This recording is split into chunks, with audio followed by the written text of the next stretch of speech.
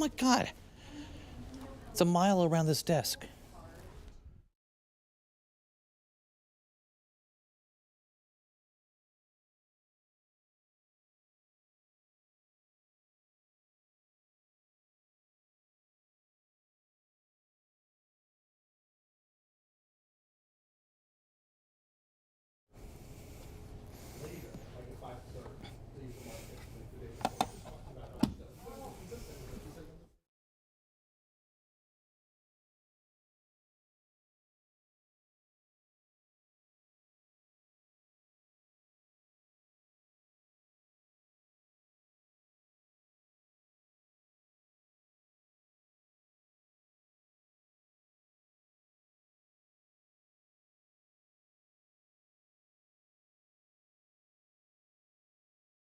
I do, yeah. My IFB came unplugged, and my mic is on. There we go. Yeah. Good morning and welcome to the National Weather Desk. I'm meteorologist Matt Ritter. Today is the first day of weather ever, and tomorrow there'll be some more weather.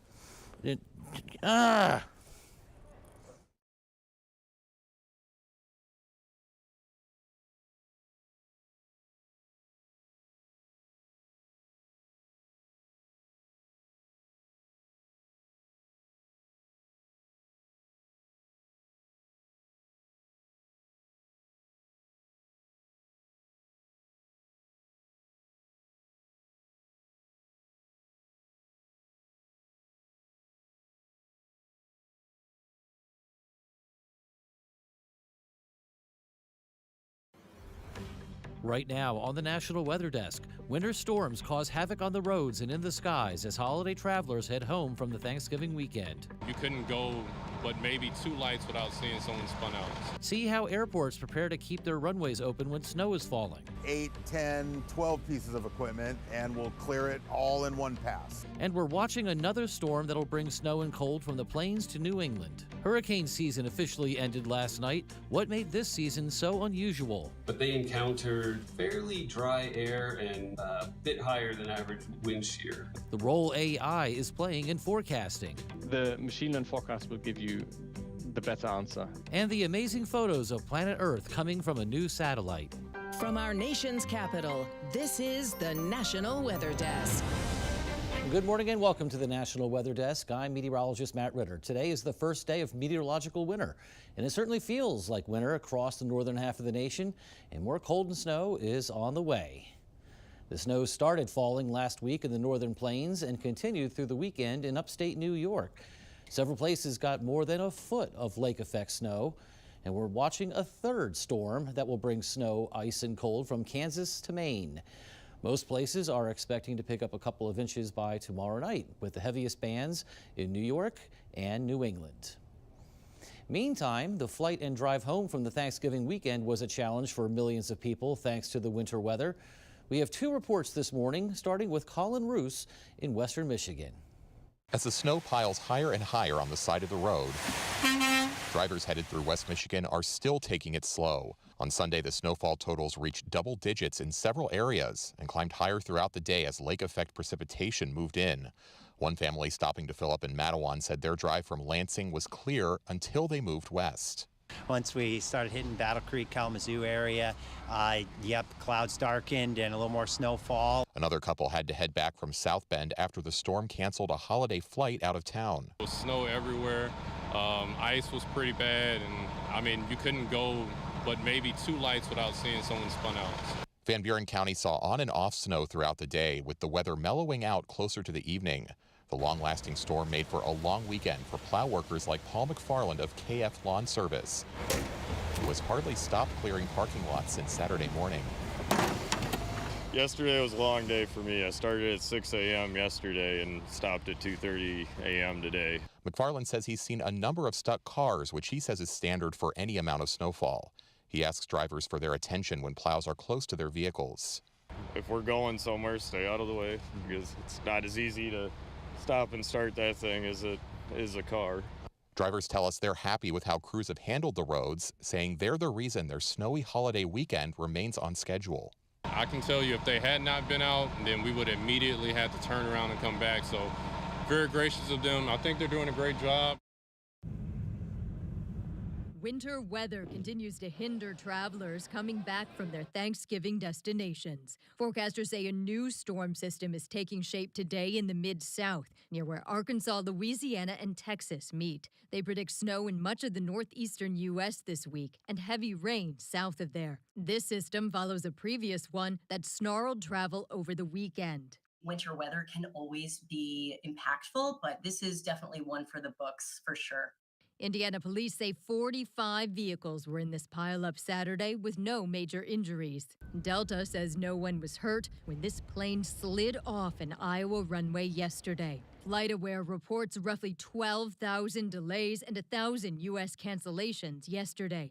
It says Chicago's O'Hare Airport was the hardest hit. We were pushed back because it was delayed for a couple of hours. Then we were able to get another flight. That one was delayed like another 30 minutes to an hour. The aviation system is really interconnected and it can have a domino effect. So you can be outrightly impacted even without being in that area that's seeing weather. In the Green Bay area, they wrapped up the holiday weekend and the month of November with roughly 8 inches of snow. But it had folks hard at work moving snow out of the way. And the weather didn't stop some small businesses from having a good day. Eric Morris is in Appleton, Wisconsin with the story. Downtown, along College Avenue, the snow fell on small business Saturday. Usually the snow and the wind tend to keep a few people away, but generally speaking, I think downtown is such an attraction for folks. They know there's a lot of stuff going on that people will figure out a way to get down here. Shelly Nystrom owns Eco Candle. She says her store had a record day. We thought that for sure people weren't going to come out as much because of the snow and cold and everything. And I think, honestly, it got everybody in the festive holiday spirit. Not only did the weather drive customers in, it brought some of her workers in, too. I did have 2 employees who ended up coming in to help because they were supposed to travel to go see family for Thanksgiving the day after. And they were like, we can't go because it's supposed to be really bad up north. And the 2025 Atlantic hurricane season is in the books.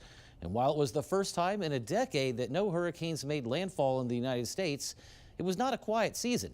Florida meteorologist Jennifer Collins has details. It certainly was a notable one as there was no landfalling hurricanes in the United States. We did have one tropical storm make landfall in South Carolina, which brought flooding to parts of North Carolina in early July. But the season, we had 13 total storms, 5 of those hurricanes, 4 of those major hurricanes, including 3 Category 5 storms, Aaron, Umberto, and Melissa.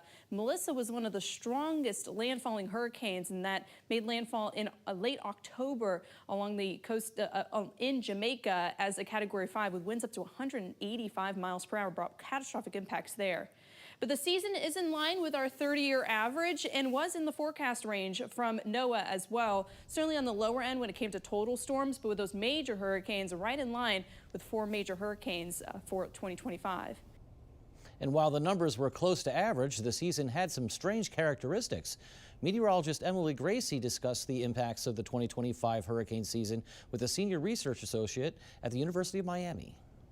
The last time we made it through a hurricane season without a hurricane landfall in the U.S. was 2015. And of course, we've had lots since then, some years with 4 or 5 of them. That's direct landfalls, but there were certainly impactful systems this year, right? When it came to like beach erosion and just East Coast impacts. Yeah. Most of the hurricanes followed approximately the same track this season. They came through the deep tropics. They turned north, well east of the U.S. East Coast. But even though the U.S. East Coast avoided a direct landfall, hurricanes spread their influence over very, very long distances when it comes to ocean swells and waves and influence on the tide levels. So yeah, even a hurricane 1,000 miles away can produce coastal erosion and flooding problems. What about the peak of the season, the time of year where we start to get more activity? Things were suspiciously quiet. What caused that? Yeah, last year, just to give some context, the reason ended up being the waves came off of Africa pretty far north, way further north than normal. So they encountered cooler ocean temperatures. They were much more prone to turn north more quickly rather than being able to track to the deep tropics. This year, we also had waves coming off of Africa during the peak of the season, but they encountered fairly dry air and a bit higher than average wind shear over much of the Atlantic. So for not the same reason, but it was timed the same, that we just had the waves that came off of the African coast were not able to become hurricanes during the peak of the season. They did during other parts of the season. This was basically late August into the third week of September was dead quiet. Now, hurricanes often draw surfers to the coast looking for massive waves, but over this weekend, it was the winter storm across the Great Lakes. These surfers were out on Lake Superior in Duluth, Minnesota. They wore wetsuits while riding the waves. Snow was in the background. One surfer said this is the 4th year he's been doing this, and the feeling is still exhilarating. Now, for all the latest weather news and video, be sure to check us out on social media. We also post content from our team of meteorologists across the country. You can find us on all your favorite social media platforms. Just search for the National Weather Desk or scan the QR code on the bottom left corner of your screen. And coming up on the National Weather Desk, we'll look at how officials at Seattle SeaTac International Airport prepare for winter weather. And we'll look at how AI could impact the future of weather forecasting.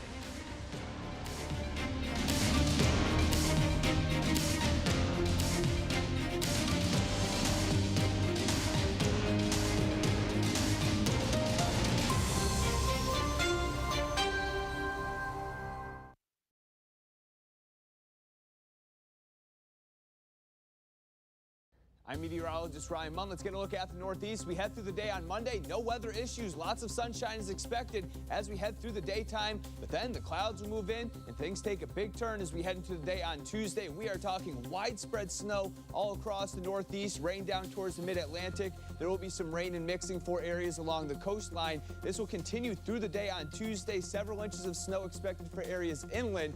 And we are looking at high temperatures and today topping out in the 30s to low 40s. I'm Chief Meteorologist Gerard Jabali. Here's a look at the Mid-Atlantic region. Looking dry to start and end your Monday. Tuesdays where things start to get dicey. We will see a storm system approaching, bringing rain and a wintry mix to the region here. And it could, again, lead to some accumulations, especially in the higher terrains up towards Pennsylvania. It'll be rain everywhere from around southern Maryland down south as the system goes by. We'll see it coming to an end late on Tuesday. Temperatures will have a chance to get pretty chilly as that system rolls by, both on Monday and Tuesday. I'm Chief Meteorologist Vetus Reed. Here's a look at your southeast forecast highs here. It looks like we're going to continue to see temperatures on the cool side.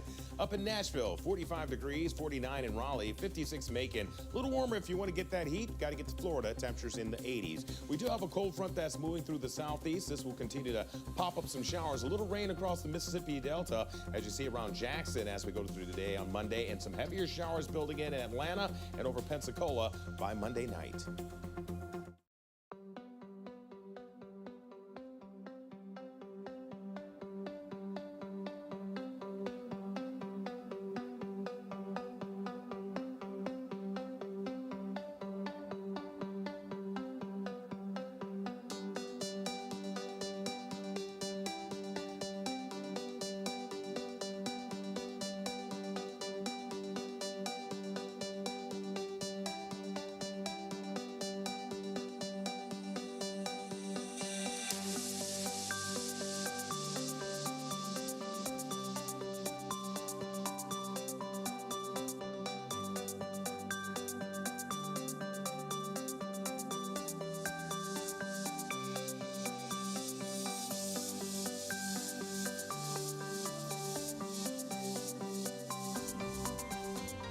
I'm meteorologist Brandon Stover at WCHS TV Fox 11 in Charleston, West Virginia, and you are watching the National Weather Desk. A new satellite is capturing incredible images of Earth and doing it in record time. Patrick Cornell shows us the fantastic photos this morning. Check out these fantastic new perspectives of our planet seen from sea and space. Starting from up above, rapidly returned images of Earth courtesy of the European Space Agency's new eye in the sky, the Copernicus Sentinel-1D satellite, such as this stunning view of the Tierra del Fuego, South America's southern tip, contrasted using multiple types of radar waves to showcase the land in yellow and snowy mountain peaks in blue. About 600 miles south, the Antarctic Peninsula in black and white contrast the ocean and the continent's icy landscape. The satellite launched in early November and started returning these stunning images within 50 hours, something the space agency says is likely a record launch-to-data delivery time for such a satellite. The Copernicus program is intended to supply night and day imagery of Earth's surface in all weather conditions for scientific observation, as well as aiding in emergency response and humanitarian crises. And keeping an airport's runways open during wintry weather is no easy feat. It requires a team of plow drivers and more to keep the snow off the tarmac and airplanes in the sky. Seattle meteorologist George Waldenberger takes us behind the scenes at SeaTac Airport to show us how they do it. We are good to go. A choreography of plows pirouetting around the taxiway as planes take off and touch down nearby. Kind of like a dance, right? You got to meet back up in the middle and not run into each other. Rehearsal before a snowstorm is key, as there's no room for error between the plows and the planes in falling snow. Today's formation, the Flying V. And that's where we'll get 8, 10, 12 pieces of equipment and we'll clear it all in one pass. Volunteers from other departments of the airport prep as part of the crew. They'll also assist during bigger snowstorms. And today, I'm a volunteer. Combo 17 ready to go. Driving this Overassen RSC 250. Copy that, 17. Made in Norway, this plow can clear snow. Full throttle, full braking. Not only am I maneuvering my big vehicle here, I also use this to change the placement of the snowplow. Stay in tight formation. So I'll cheat out a little bit farther than they do. Yep. This is all as the planes are landing. 3 runways, the longest over 2 miles, along with numerous taxiways. Dry runs on a dry day are one thing. Once it's snowing, it's a different ballgame. Plow velocity 15 miles per hour as visibility can drop in an instant. Our goal is 30 minutes or less on a runway to clear it. As soon as we're done, it's opened and they're right back on it and we're closing the next runway and getting on that one. We keep this place going under any condition. While meteorological winter starts today, the winter solstice is still 20 days away. But as we've seen over the past week, it's already looking and feeling like winter. And that snow and ice can harm your home. Meteorologist Grayson Froon shows us how to prevent the damage and protect your pocketbook. Water damage is one of the costliest issues homeowners can face in the winter, but you can protect your home from damage using these preventative steps. A strong roof is your first line of defense, so we always want to make sure that we are checking for any loose or cracked shingles. You also want to make sure that if you are seeing any openings in those shingles that you take the time to repair those, and that can help you with any potential water leaks that could maybe even get into the attic of your home. And while you're up there, check and clean your gutters so melting snow and rain can flow away from your home instead of overflowing and seeping into walls and foundations. The next step, prep your pipes. Frozen pipes can be one of the costliest winter damages that homeowners could face, and so you always want to make sure that you are insulating your pipes along the attic areas, along crawl spaces. Don't forget about the pipes outside. Disconnect garden hoses and shut off any exterior water sources to prevent freezing. And to help keep the heat up and the cost down, get your hands on some weather stripping. So you want to make sure that you're weather stripping any holes that you may see, any place that you have that daylight coming in. That's going to help you save a lot of heat and, again, money. Winter storms can easily knock out power. If you have a generator, test it ahead of time and always remember to only use it outdoors for safety. Snapping pictures of your home and belongings for a digital home inventory can save you a headache if you ever need to file an insurance claim after damage. And meteorologists use a combination of atmospheric science, physics, and heavy-duty computation to craft our individual weather forecasts. But the emergence of artificial intelligence is prompting a new question. Could this new technology help produce more accurate forecasts? Meteorologist Arania Plunkett has more. 5 days before Hurricane Melissa ripped through the Caribbean coast, Google's DeepMind server had shown there was a 50 to 60% chance the unnamed storm would escalate to a Category 5 hurricane. By October 23rd, the model raised its probability to over 80%.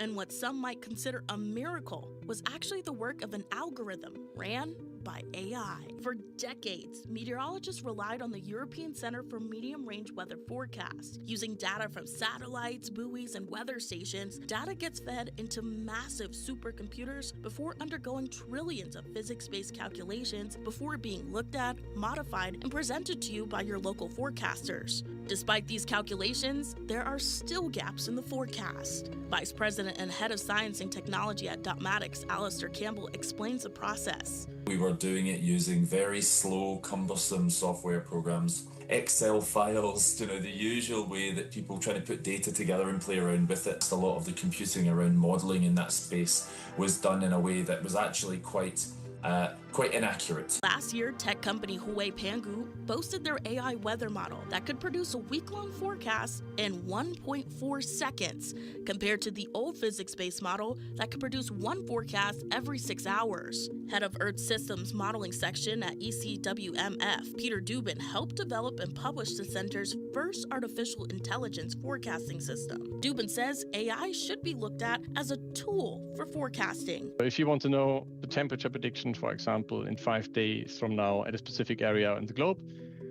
the machine learned forecast will give you the better answer for that. In principle, most of the weather predictions that are really interesting for users, like total precipitation, wind directions and wind speed and temperature on the ground, for example, are actually provided in a better way on average by the machine learning model. Despite possessing 40 years of hourly weather data, AI in weather forecasting does have its blind spots, namely climate change and extreme weather events. Dubin says there will always be uncertainty in weather prediction, but AI allows for a larger, less hazy ensemble. One thing we shouldn't expect to change anytime soon is the role of the broadcast meteorologist. To basically interpret what you see in the models.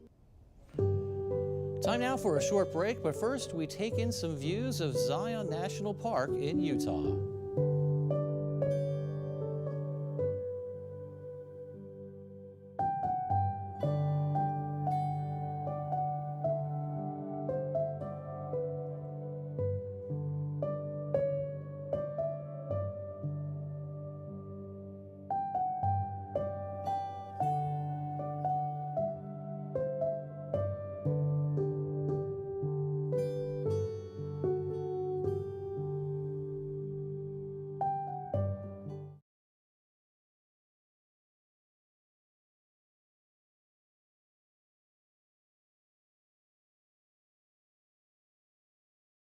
Good Monday morning, everyone. I'm meteorologist Andrew Buck-Michael. Snow showers moving their way across the Midwest today, and that will continue moving its way into the Ohio Valley for the day tomorrow. As we continue into the middle part of the week here by Wednesday, a little clipper trying to slide its way down across the northern plains with some light snow, but it's going to be really cold. Look at that. Bismarck, only a high temperature of 8 degrees on Wednesday. Good Monday morning. I'm meteorologist Joe DiCarlo. Look at your forecast across the region, and we do have a winter storm to talk about. Possible icy conditions across Arkansas today. Otherwise, some light rain from East Texas into Louisiana and much colder air with 30s and 40s for many, low 60s around New Orleans. As we head to your Tuesday, we're quiet, but look how cold we are Tuesday morning. Milder, but still 40s and 50s on Tuesday afternoon. Good Monday morning, everybody. I'm meteorologist Stella Sun. A weak system will be giving a few showers through parts of the Pacific Northwest and snow expected through parts of the northern Rocky Mountains over in western Montana. Daytime highs will be staying chilly through Jackson, Wyoming and Missoula, hovering in the low 30s there. 40s from Seattle down towards Portland and in Reno, Nevada, with 70s on top for Phoenix and San Diego, with 42 degrees expected in Denver. That's the scene from here.